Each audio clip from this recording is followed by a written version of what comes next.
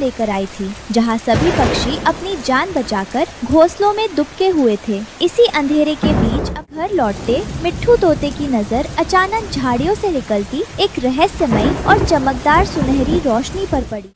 ये कैसी रोशनी है?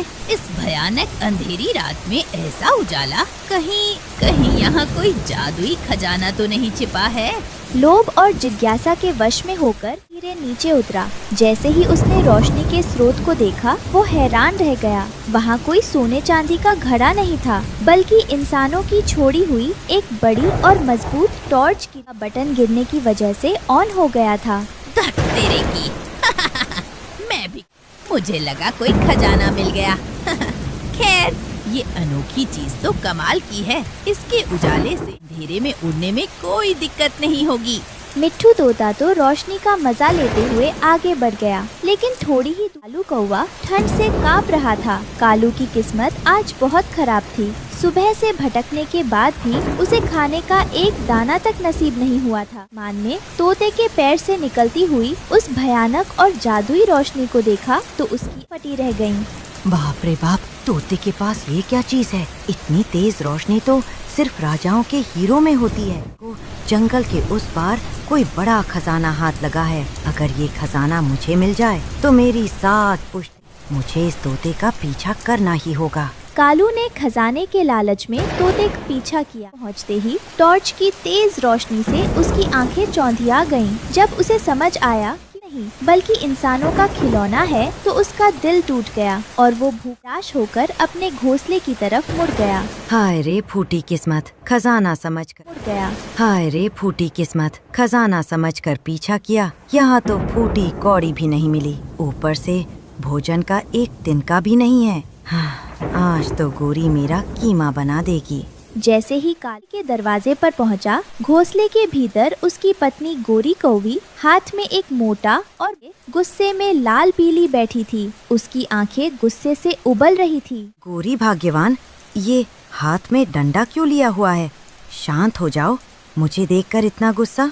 ओहो महाराज, तुम क्या समझ रहे हो? ये डंडा मैंने तुम्हारा स्वागत करने के लिए लिया है। नहीं, वो तो घर में एक मोटा चूहा भगाने के लिए पकड़ा था, लेकिन चूहा तो भाग गया। अब इस डंडे का इस्तेमाल सही जगह होगा। चलो जल्दी निकालो भोजन, आते कुलकुला रही हैं। वो गोरी, आज बारिश बहुत तेज थी, सारे फल बह गए।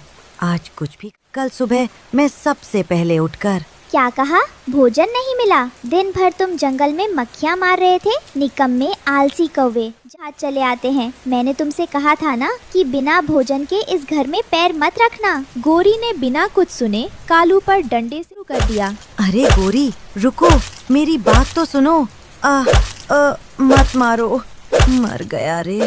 से अपनी ये काली मनहूस शक्ल मुझे तब तक मत दिखाना जब तक हाथ में बढ़िया भोजन ना हो। जाओ और इसी तूफानी बारिश में खाना ढूंढ कर लाओ, वरना आज रात बाहर ही भीग कर मरो। कालू कौवा भीगता हुआ एक घने पेड़ की नीची डाल पर जाकर बैठ गया।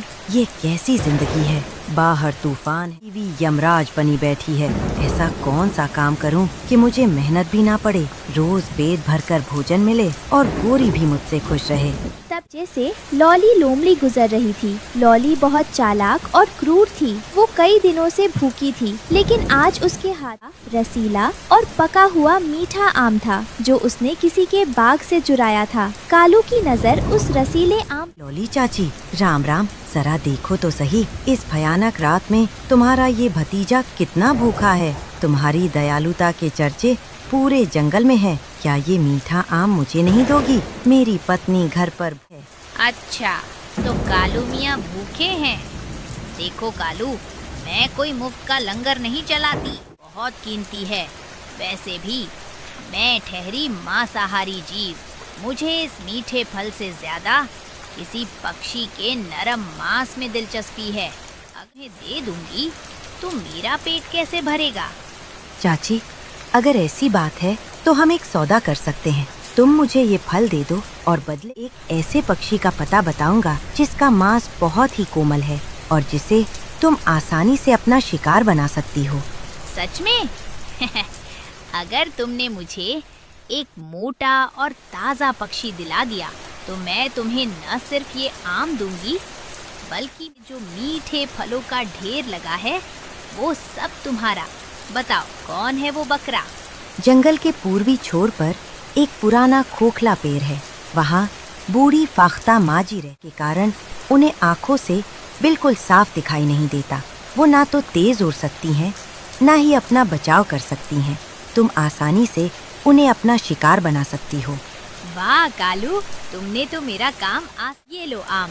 और सुनो, तुम अभी जाओ और उस बूढ़ी फाख्ता को फुसला कर मेरी गुफा की तरफ लाओ।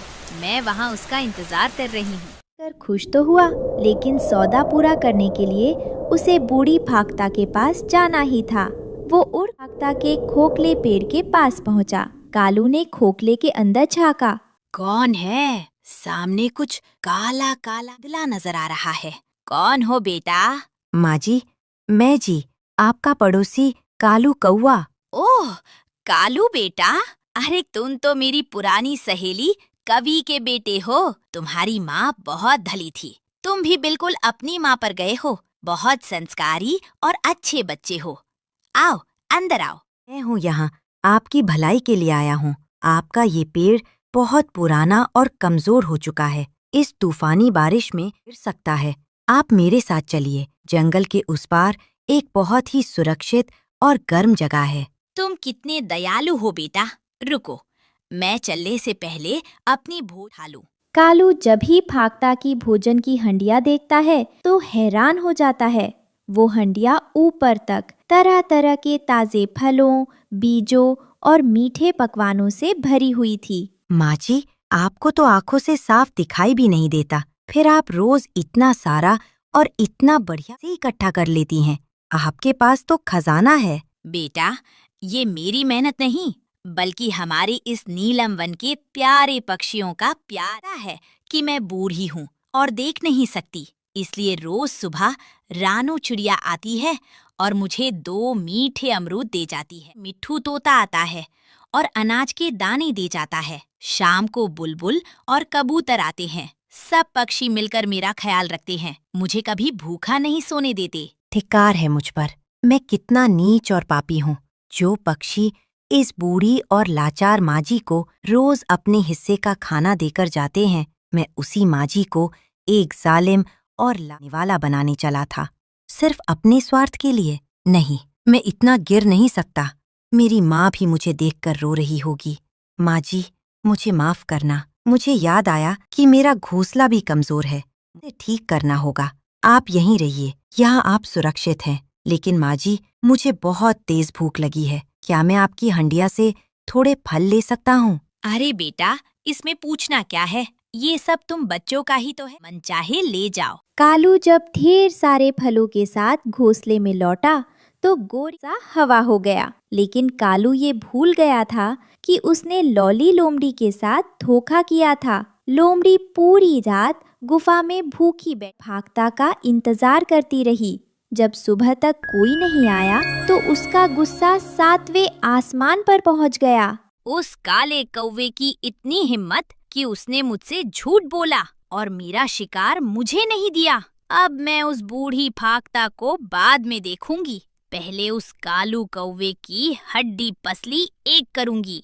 मौसम बिल्कुल साफ था। कालू कौवा कल की तरह आज भी जल्दी भोजन की तलाश में निकल पड़ा। उसकी किस्मत अच्छी थी। उसे थोड़ी एक